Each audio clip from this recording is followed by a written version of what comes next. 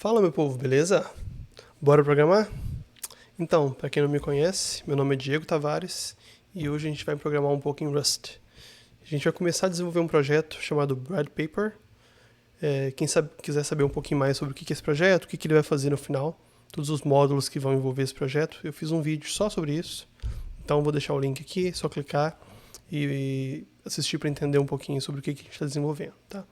Mas a ideia final é que a gente consiga desenvolver um projeto que vai ter servidor, vai ter CLI, um módulo de linha de comando, vai ter um servidor, vai ter uma página web e comunicação usando gRPC. Vai ter bastante coisa legal nesse projeto para a gente aprender um pouco sobre Rust, sobre como pensar e arquitetar um projeto desse, tá? Então, sem mais delongas, vamos começar. Vou começar criando um diretório para o projeto, chamar Brad Paper. E eu não vou desenvolver o projeto em VI, então não precisa se assustar. Eu só vou começar o projeto manualmente, assim, com VI e criando os arquivos pouco a pouco, porque quando eu crio pelo IDE de cara, ele acaba criando muito mais coisa que eu queria, ele acaba criando muito lixo que eu tenho que desmanchar depois. Então eu prefiro criar assim que a gente entende para que serve cada pedaço que a gente está usando. Tá? Então primeiro eu vou criar o cargo.toml, que é o arquivo inicial. E quando a gente cria esse arquivo, um projeto em Rust de cara, um projeto do zero em Rust, geralmente ao compilar ele vai gerar um binário só. E não é isso que a gente quer. Como eu falei, a gente vai ter vários módulos. A gente vai ter cliente, vai ter servidor, vai ter um módulo de protobuf de comunicação entre os dois. Então, para isso, a gente usa workspaces. Workspace, na realidade. E um workspace é uma coletânea de crates. Crate seria um projeto que vai gerar um executável. E cada crate é compilada ainda independentemente, embora elas podem depender uma da outra. Então, separar projeto em crates é uma boa prática para reduzir o tempo de compilação. Porque se você muda uma coisa numa crate, você não precisa compilar o código da outra. Então, pensando em tempo de compilação, se eu tenho 20 crates e mudo o código em uma só, eu vou precisar compilar aquela crate. Então, por isso é uma boa prática sempre quebrar o projeto em crates. E eu vou dizer que um dos membros dessa crate vai ser o meu BPP de Brad Paper, CLI, vai ser o meu módulo de linha de comando para interagir com o projeto. Meu próximo crate vai ser um módulo server, que vai ser o servidor.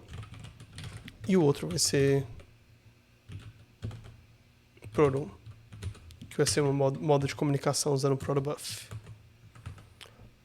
Nesse módulo de hoje a gente não vai desenvolver isso tudo, tá? Senão o vídeo teria 10 horas. Hoje a gente vai focar só no CLI. Para isso eu vou comentar essas duas linhas. Eu vou deixar elas aqui para a gente não esquecer que a gente vai desenvolver isso, tá? Tá, com isso criado, eu posso ir lá e usar o cargo, que é a ferramenta que a gente usa para compilar e interagir com o nosso projeto, para criar essa crate, que eu já referenciei no projeto. E vamos ver o que ele criou. Se a gente for nessa pasta cargo crates bpp CLI, ele criou um arquivo toml, um arquivo source. Se a gente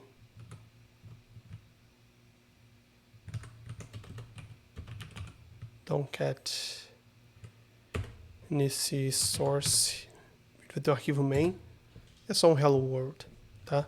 Então a gente pode ir em frente, build no projeto,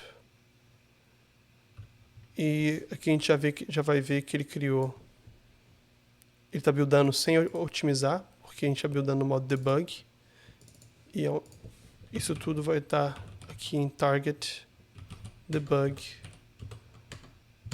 Ele vai ter criado um bando de coisa aqui, mas o que a gente precisa mesmo é o nosso bpp.cli, que é o executável. E hello world, temos um projeto inicial em Rust, tá? Agora eu já vou trocar aqui e a gente vai passar a desenvolver nosso ideia, tá? A gente tem o mesmo projeto aqui, exatamente no mesmo ponto que a gente parou com o nosso Hello World. A gente consegue ver aqui o mesmo cargo que a gente criou, então exatamente o mesmo projeto, tá? E uma coisa que você pode ter reparado é que o executável que a gente chamou é exatamente o nome da crate. E eu não quero isso. Como isso vai ser um executável que a gente vai usar o tempo todo, eu quero simplificar para chamar só de BPP. Para isso eu vou vir aqui e vou criar um bin. Isso é duplicado. Tá. Eu vou criar um bin. Esse bin quer dizer que esse módulo é um módulo binário. Ele poderia ser um módulo lib, que é uma biblioteca que pode ser importada, mas no caso vai ser um binário, tá? E esse módulo binário eu vou mudar o nome dele para BPP. E eu sou obrigado a informar qual é o caminho do main, tá? Beleza, com isso, se eu abrir aqui e compilar, build, posso vir aqui em target, debug, e eu vou ver que agora o que eu tenho aqui deve ser um BPP, hello world, viu? O antigo ainda está aqui, porque eu não dei um clean, mas o meu novo está aqui, BPP, com o nome certo, tá? Então vamos lá, vamos expandir esse main para a gente criar o nosso projeto, tá? Igual eu falei, o que a gente quer desenvolver, vou começar esse main com o que a gente geralmente termina o projeto fazendo, mas deveria sempre ser o começo, que é com comentário. Eu vou ter uma linha de comando, então vai ser eu vou fazer o comentário todo em inglês, tá? Esse command to interact with red paper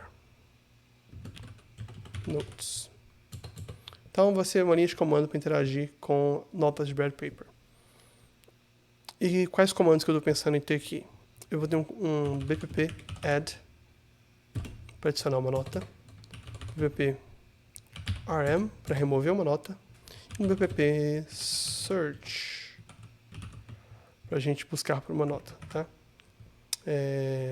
Como que isso vai funcionar?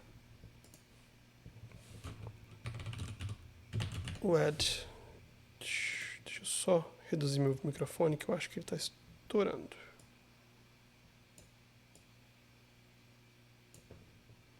Pronto, agora está melhor. No meu add eu vou ter uma opção que vai ser passar o título. This is a title. E o conteúdo da nota. Eu quero que a nota tenha título e conteúdo, tá? Para ficar mais fácil de ter um título curto, que eu consigo exibir o tempo todo, e um conteúdo que você pode ter coisa, um stack trace que eu colei, ou pode ser uma descrição grande de um problema ou de uma solução, tá? E o conteúdo this is a content. Então essa vai ser a primeira opção da nossa linha de comando, adicionar com title e content. Essa opção não é muito útil quando a gente quer inserir muita coisa, porque imagina que eu quero inserir algo que tem quebra de linha, eu não consigo inserir isso aqui, né? No momento que eu der uma quebra de linha aqui, o comando executou. Então, não vai ser muito fácil de lidar com isso, com title e content. Para isso, eu vou ter um modo no add, que vai ser edit. E nesse modo, ele vai abrir um VI, um editor de texto, onde eu posso digitar minha nota inteira no editor de texto. E quando eu salvo essa nota, ele vai pegar a primeira linha e usar como título. O resto vai ser o conteúdo. E ele vai salvar isso, tá? E qual que vai ser o retorno do add? O add, no primeiro caso aqui, ele vai me retornar note added. Aqui a nota 1 foi adicionada. No caso aqui vai ser a mesma coisa.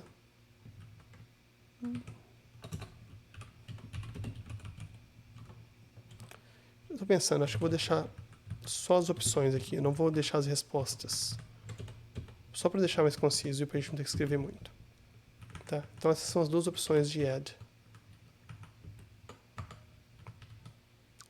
Vou colocar uma quebra de linha aqui. Ou não, deixa assim. E agora o RM, eu vou ter duas opções. Na realidade, vamos simplificar, uma só.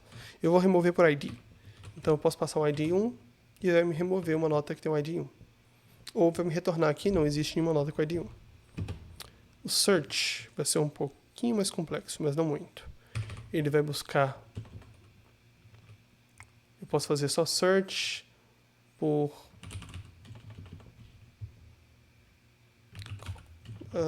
is. Então vou buscar qualquer nota que tenha is a, esse termo, is a. Então no caso ele encontraria essa nota que a gente inseriu. Tá? Mas vamos supor que eu quero diferenciar a minha busca, porque às vezes eu quero buscar só pelo título. Então, eu vou dizer que se eu buscar sim, eu estou buscando só pelo título. Mas eu tenho a opção de passar um -- all para ele buscar título e conteúdo. Tá? Só para a gente ter um pouquinho de variância no que a gente está fazendo. E para a gente poder explorar um pouquinho as ferramentas que a gente vai estar usando. Tá? Então, o all aqui vai ser opcional. Vou deixar ele de colchetes. Tá? Então, beleza. É isso que a gente quer desenvolver. E eu vou começar definindo isso, modelando isso com struct. Opa, não é mais comentário. Público. Pub struct. Vou chamar de BPP CLI, que é Command Line Interface, que é a linha de comando em inglês. E esse CLI vai ter esse BPP, que seria essa primeira linha de comandos aqui. Vai ter um subcomando, que vai ser add, remove ou search. Então, eu vou ter subcommands. E subcommands vai ser um outro tipo aqui. No caso, vai ser um enum, porque é uma lista de comandos, né? É o enum subcommands com add e as opções de add. Vou duplicar isso aqui. RM e as opções de RM. Search, as opções de search. Bem, é isso. Opa, search. Consegui errar search twice, 2 vezes. Beleza. Agora a gente tem que definir o que é esse add ops, remove ops e search ops. Tá. Add. Cada um vai ser um struct, porque eles vão ter coisa dentro. Então, struct add ops title. Então, agora eu já estou aqui nas opções título e conteúdo. Tá? Então, title.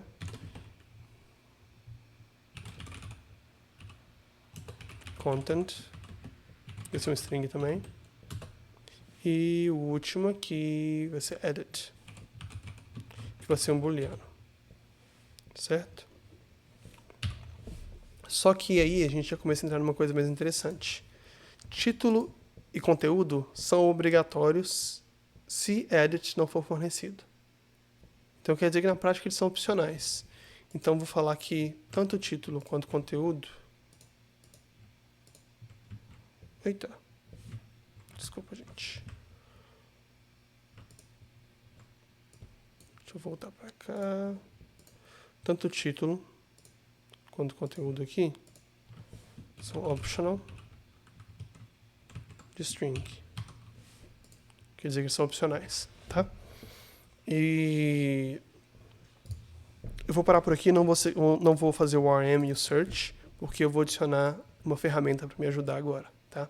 Porque isso que eu fiz até agora são só structs. Isso aqui eu não estou interpretando a linha de comando ainda.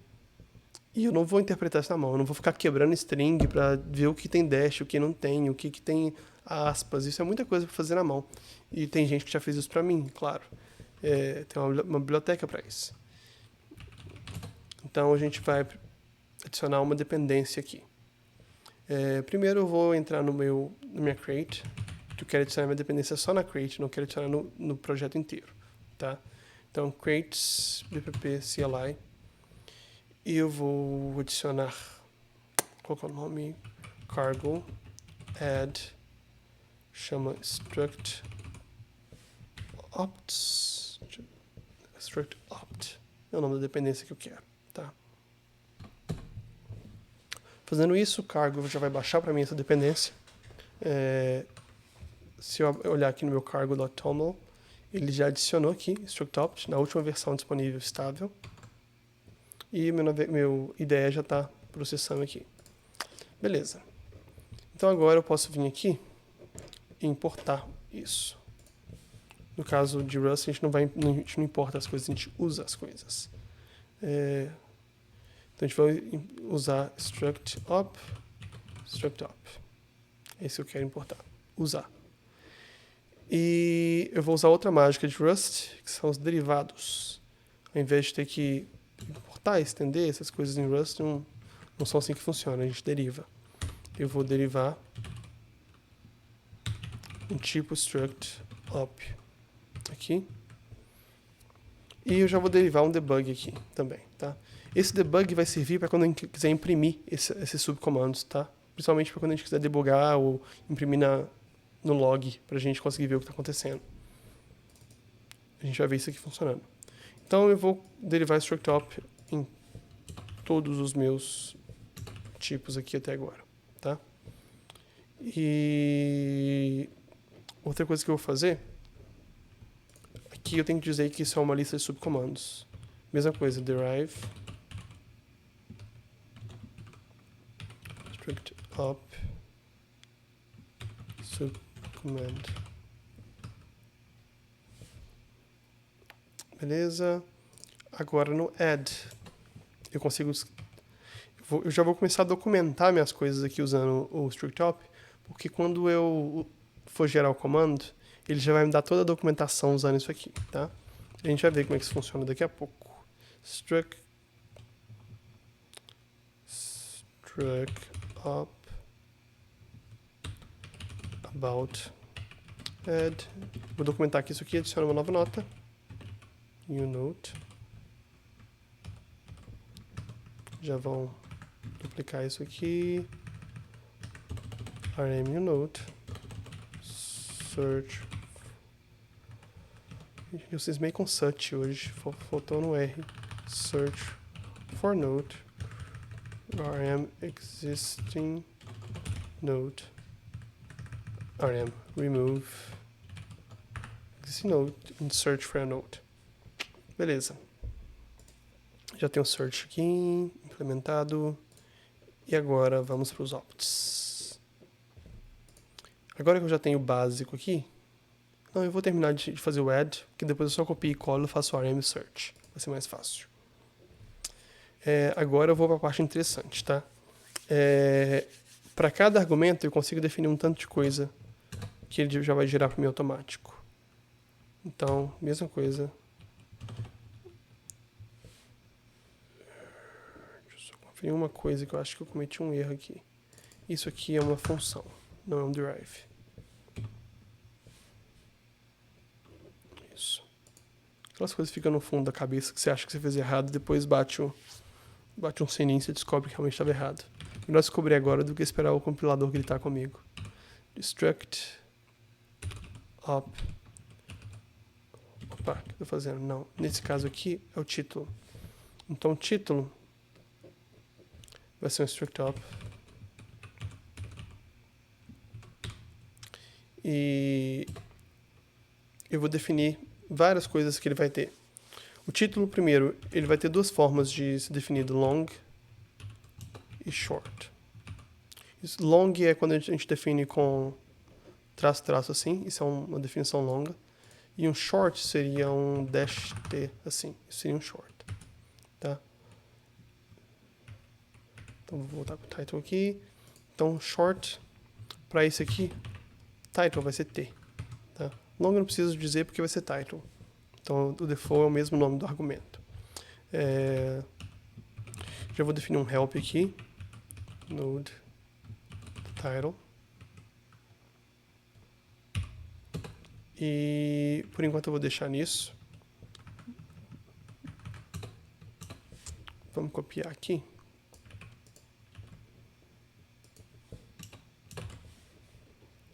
Tá. Ctrl C, Ctrl V, a mãe da é o pai da metade dos bugs, né? Então, aguardem. Provavelmente a gente vai esquecer de algum Ctrl V e Ctrl C e Ctrl V para trás.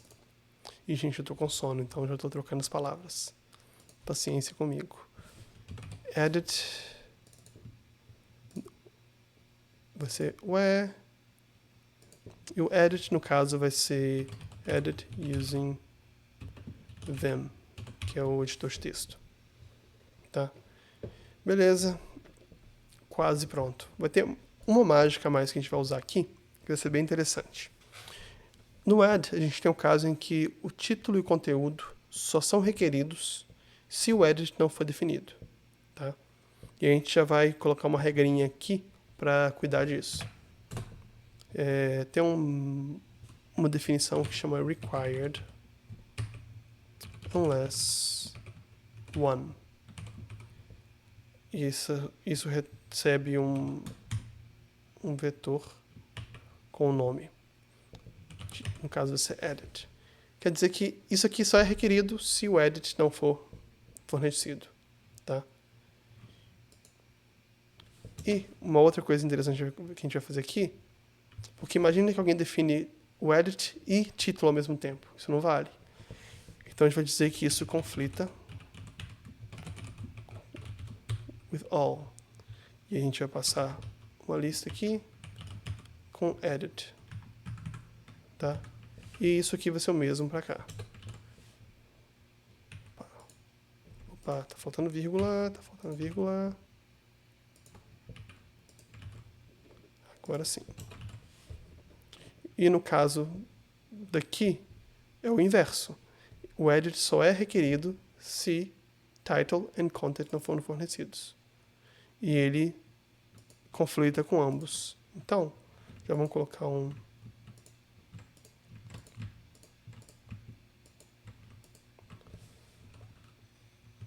duplo aqui. Vai ser title and content. Beleza? Então a gente acabou de definir nosso add objects. A gente ainda tem o RM e o search. O RM e o search são mais simples. Então vamos copiar aqui. Opa, eu copiando com Ctrl C no Mac. Command.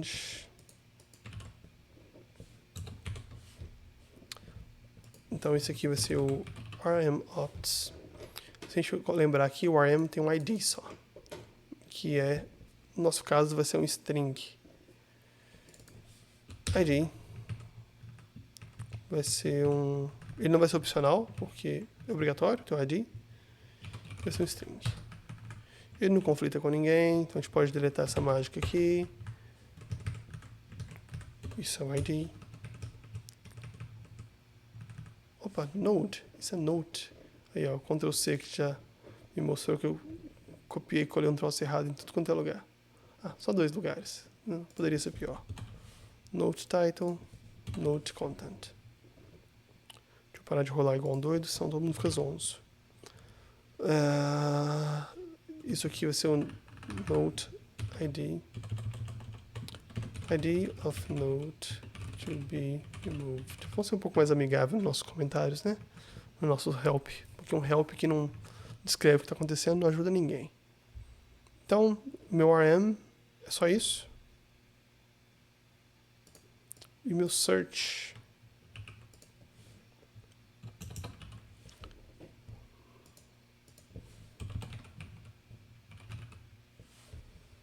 Meu search vai ter dois campos. O primeiro vai ser all, que vai ser aquele boolean que eu falei. Se ele for fornecido, quer dizer que você vai procurar por tudo, se não, você está procurando só por título. Longo, o short vai ser all, search for both title and content. Então procure tanto por título e conteúdo, se tiver definido. e input.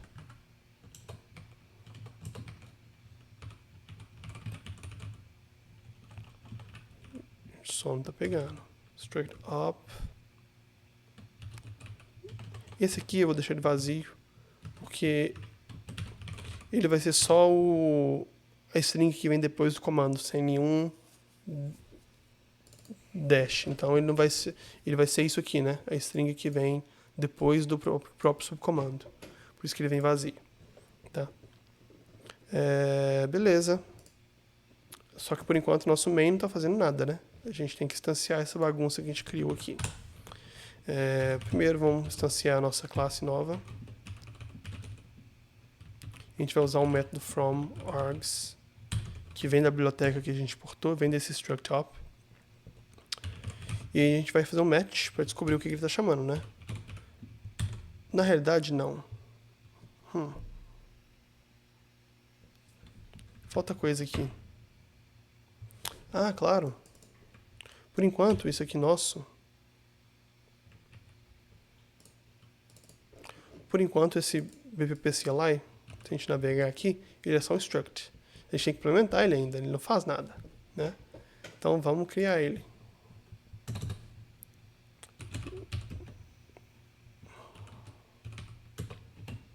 Agora sim a gente vai implementar o que essa classe faz. Agora vem o código interessante. Não que o resto não seja, né? Então, eu vou criar uma função aqui, poderia ser qualquer uma. No caso, eu vou chamar de run. E ela recebe uma referência para a minha classe, para o meu struct. E eu vou retornar um resultado de inteiro. E por enquanto eu vou deixar um erro genérico aqui que não existe. Tá, result. Para quem está começando em Rust agora, Rust não tem exceção. Tá? Rust não tem um sistema de exceção estilo de Java ou Python, onde você levanta uma exceção e ela vai subindo para todo mundo que chamou, até que alguém decida tratar essa exceção. Rust tem um tipo result, que é o tipo de retorno. Tá? E um result pode ser OK, que é o primeiro argumento, ou ele pode ser um erro. Tá? Então é um either. Ou é o da esquerda, ou é o da direita. Ou é OK, ou é erro. E toda vez que você chama uma função que retorna OK ou erro, você é obrigado a tratar o erro. Ou repassar o erro para cima, tá?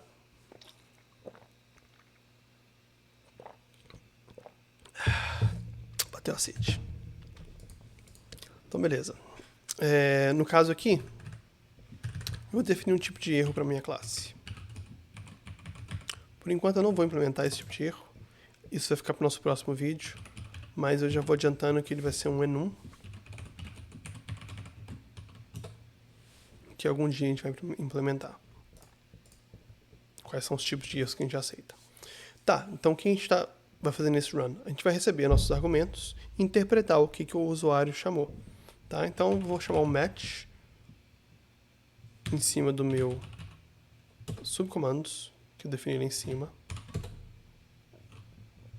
E, uma coisa mágica, ele já me dá todos os patterns aqui.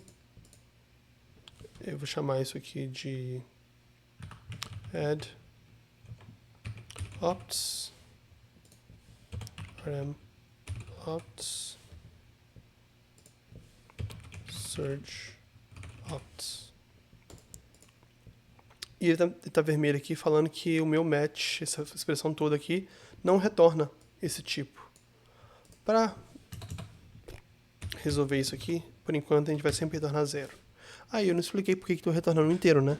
É porque isso é uma linha de comando. Linha de comando sempre retorna 0 para sucesso ou qualquer número como código de erro. Tá? Por isso que meu run vai retornar um inteiro.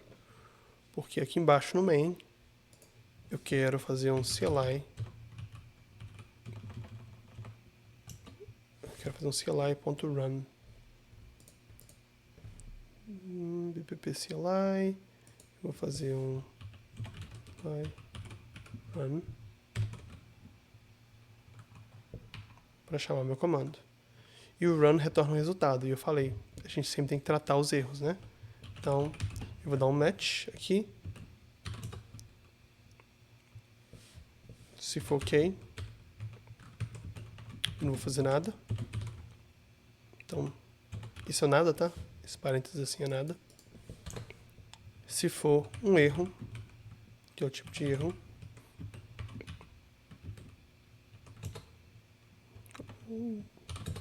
eu vou imprimir esse erro.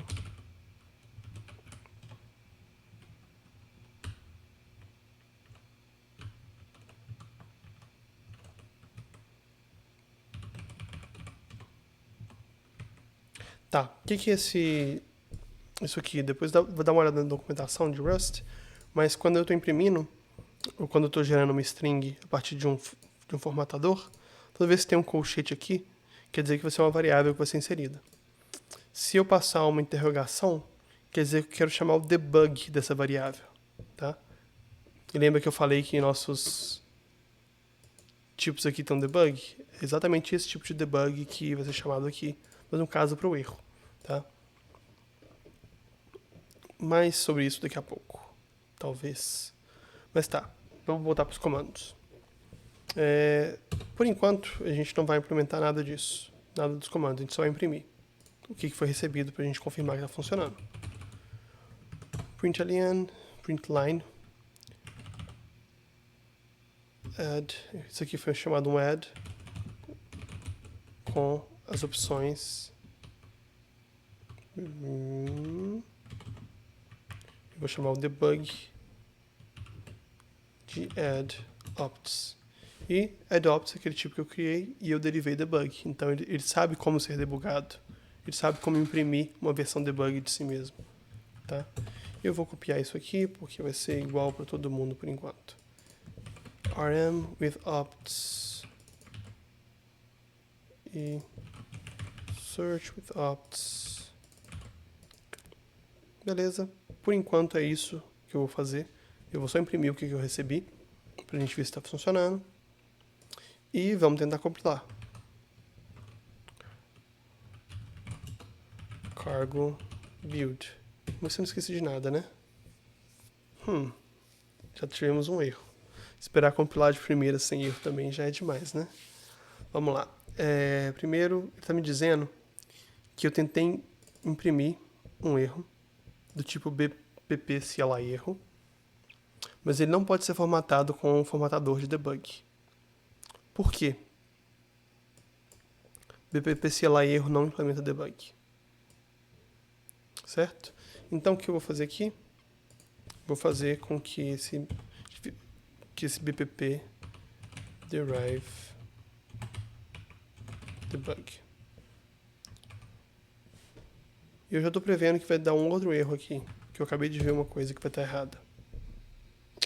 Viu? Previ certo. Então, nosso bpp CLI erro, que é esse...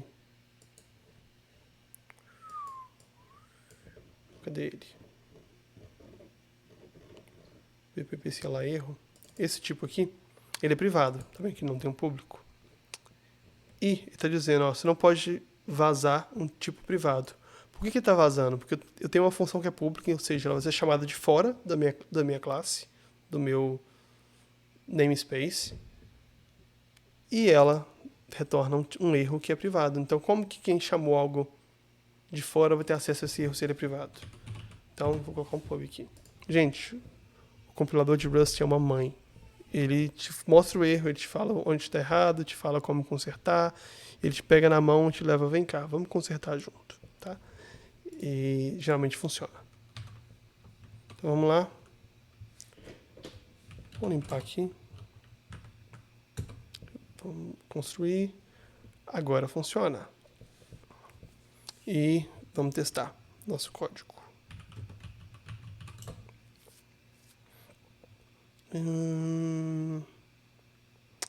Target debug bpp. Vou até aumentar aqui para a gente conseguir ver se a minha documentação ficou bonitinha. Aqui, gente, toda aquela documentação que eu escrevi, tanto os comentários no começo vieram para cá. Usage, como que eu uso esse subcomando. E para cada subcomando aqui, a descrição que eu coloquei. E tem até as flags que eu nem precisei implementar ainda. Até um help que ele gerou por conta própria, tá? Então vamos tentar chamar add sem nenhum argumento. Ele me fala, olha, add precisa de content, edit e title. Se eu passar um edit com só title, ele falou, ainda não serve, falta content. O title vai ser title. Meu content vai ser content. Bem criativo. E agora funciona, tá vendo? Ele imprimiu o meu texto, bonitinho. E o edit foi falso porque o edit não foi passado. Agora, se eu passar aqui só -i de edit, o edit foi true. Então, por enquanto funciona. Tá? Está indo bem. Agora vamos para a etapa final. Lembra que eu falei que o edit, ele não vai ler da linha de comando, né? Ele vai abrir um editor de texto e nesse editor de texto a gente vai capturar o que o usuário digitou para então enviar para o nosso servidor. Isso vai ser a parte um pouquinho mais trabalhosa do nosso código. Não vai ser dado de graça por nenhuma biblioteca que a gente vai usar. Para isso a gente vai ter que chamar um comando. Então a gente vai usar a biblioteca process command new e eu vou rodar isso em cima de bin sh, que é a linha de comando de Unix. Eu vou passar aqui um argumento, vai ser -c. Isso vai ser para executar no mesmo processo, se não me engano. Aqui eu vou passar o meu comando como próximo argumento. Isso aqui, esse ponto .arg, eu estou só enfileirando meus argumentos, tá? É como se eu estivesse escrevendo o comando sh, espaço, -c, espaço, alguma outra coisa.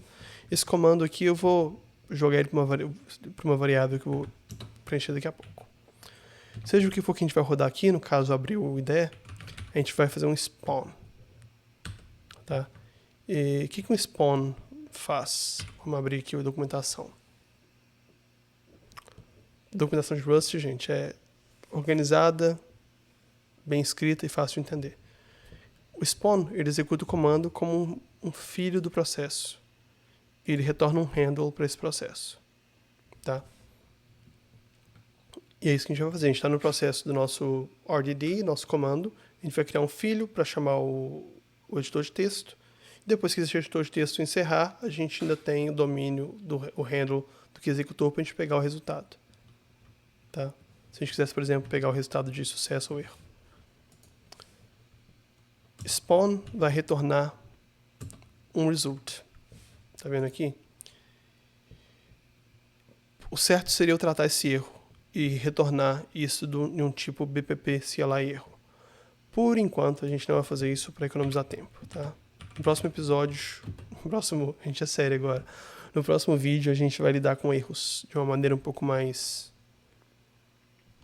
amigável, um pouco mais de classe, ao invés de só jogar tudo para cima. Se ele errar aqui, eu vou só explodir dizendo que failed to start then. E eu já vou colocar um to do aqui. Opa, o que eu fiz? To do handle errors. Tá? Tá, isso me retornou um child de um processo. E que com esse child, eu preciso esperar ele. Porque isso é assíncrono. Então, se eu não espero, meu comando vai continuar executando enquanto o editor está aberto. Então, eu quero esperar. E o esperar vai retornar um outro resultado com o exit status. Vai ser o código de erro ou sucesso. E, de novo, eu vou só, por enquanto, eu não vou lidar com esse erro. Eu vou só ignorar. Dizer que o editor crashed, ele quebrou, falhou. E de novo, mais um to do. A gente tratar dos erros. Isso é uma coisa que eu tenho muito costume de fazer, tá? Quando eu estou desenvolvendo com uma ideia na cabeça, eu estou desenvolvendo uma lógica, Toda vez que eu esbarro em algo que é lateral a essa lógica, algo que eu não preciso implementar agora, mas eu preciso lembrar depois, eu coloco um to-do. E toda vez que eu vou commitar, meu IDE me avisa todos os to-dos que ficaram para trás. Aí eu vou um por um e falando, esse aqui eu tenho que lidar. Então eu vou lá e resolvo, tá? É assim que eu costumo programar, para não ter que quebrar. Imagina, eu cheguei aqui agora e falar, putz, eu tenho que tratar erro. Nossa, eu tenho que trazer uma biblioteca de erro. Aí eu desviei de toda a minha lógica para ler o arquivo VI para lidar com isso. Então eu coloco só um to-do, que é o meu famoso deixa para depois. Mas a gente vai lidar com isso depois, tá? Prometo. E uma coisa que eu já reparei aqui que tá errado é porque recebi um add e já tô criando um processo. Mas e se meu add não tiver o dash E, não, o tracinho E, não for um modo edit? Eu tenho que checar por isso. Então, só se add opts.edit é verdadeiro, que a gente vai fazer isso aqui. Se não, a gente vai só imprimir.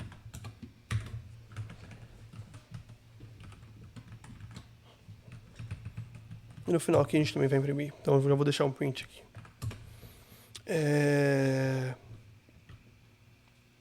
Então aqui, até aqui, o que eu fiz? O usuário chamou com tracinho E. Eu vou soltar um processo que vai chamar um comando. Vou esperar esse processo terminar e pegar o resultado. Qual que vai ser esse comando? Vai ser um string. Só que esse string vai ter que ter uma variável. Então eu já vou usar um format para formatar esse string. Eu vou chamar vim, que é um editor de texto que está disponível em todos os distros de Linux. Então eu tenho que garantir que todo mundo tem. Inclusive Mac. E aqui eu vou passar um temp file. Por que eu estou passando o temp file aqui como uma variável? Vou chamar aqui um temp file. Qual que vai ser a minha ideia para fazer isso funcionar, né? Então lembra que eu falei que o usuário digitou com tracinho E. A gente vai abrir um editor de texto. Eu vou fazer com que quando ele fecha esse editor de texto, o que ele salvou vai ser salvo no arquivo temporário. E eu vou ter o nome desse arquivo temporário. Então, quando ele encerrar o processo, eu vou lá e leio esse arquivo temporário e eu tenho que o usuário digitou. Tá? Uma maneira bem simples e, como o arquivo é temporário, o sistema operacional vai ser responsável por limpar ele. Qual que vai ser meu arquivo temporário? De novo, eu vou formatar um string.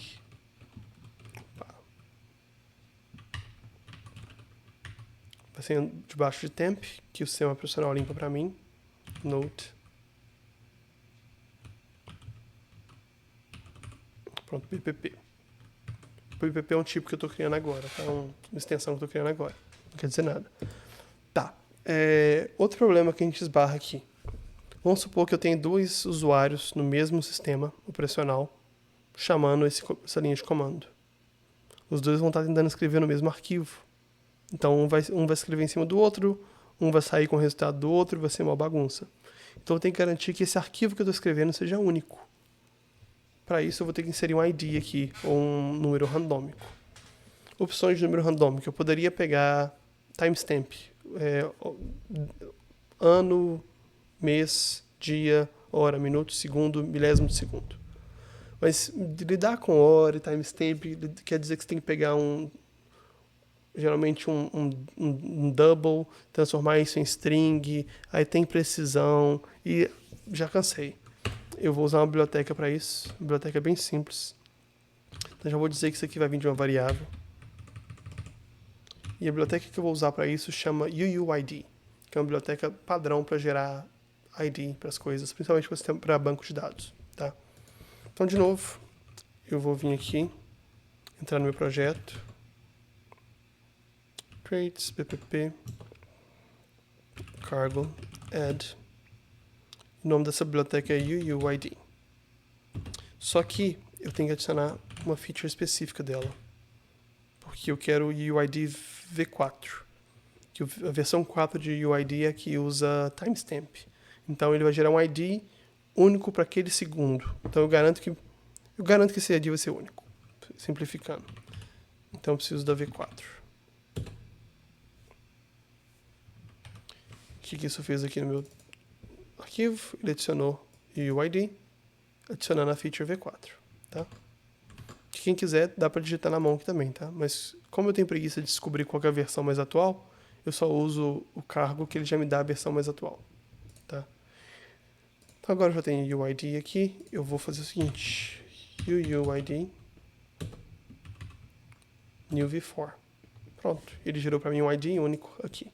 Não preciso preocupar com o número randômico, não preciso preocupar com converter data e hora, e minuto, segundo e nada do tipo, tá? Eu já vou direto para o arquivo único, que eu vou usar aqui para chamar o comando. Agora eu tenho que ler esse arquivo. Último passo. Outra coisa que é simples em Rust, lidar com arquivo. Então, read toString. Eu preciso só passar o path, que é esse temp file.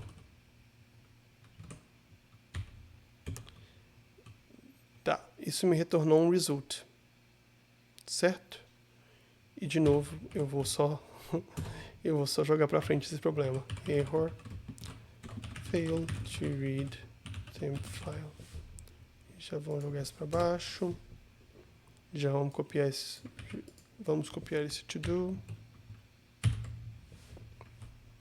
Sem os próximos episódios, a gente vai lidar com esses erros, prometo. Tá? Então, no final aqui eu tenho F, que eu vou renomear, porque isso não é nome de variável, né? Isso vai ser o meu user text. E aqui eu vou dizer que add with edit, passando o meu user text. Tá? Bem, é isso. Se isso compilar de cara, eu vou dormir. A gente testa e eu vou dormir. Cargo build. Vamos lá. Compilou. Beleza. Tá cheio de warning aqui, tá? E todos os warnings são de variáveis que não estão sendo usadas. É óbvio, a gente não está usando variável nenhuma ainda. Mas vamos ver se funciona. A gente vai rodar target, bpp, debug, bpp. Vai chamar o subcomando add com -e e ele abriu o VI. E ele abriu o VI para o arquivo temporário node com um ID gigantesco, pronto, bpp. Exatamente o arquivo que eu queria. A gente vai vir aqui, editar esse arquivo e inserir this is a node with a title. Qualquer baboseira aqui. E add with edit, e essa nota que foi lida, que foi exatamente o que a gente imprimiu aqui. Então pronto, gente, a gente tem um código simples, bem curtinho, onde a gente tem uma interpretação de linha de comando bem avançada, com regras de o que pode ir junto, o que não pode, com subcomandos. A gente fez um comando que abre o VI, escreve no arquivo, recupera do arquivo, e tudo isso com o que? Talvez meia hora, 40 minutos? Acho que a gente está indo bem. No próximo episódio a gente vai tratar esses erros de uma maneira elegante e seguir para o próximo passo, que vai ser criar camada de comunicação com o servidor. Beleza? Valeu, galera. A gente se vê no próximo. Aquele abraço.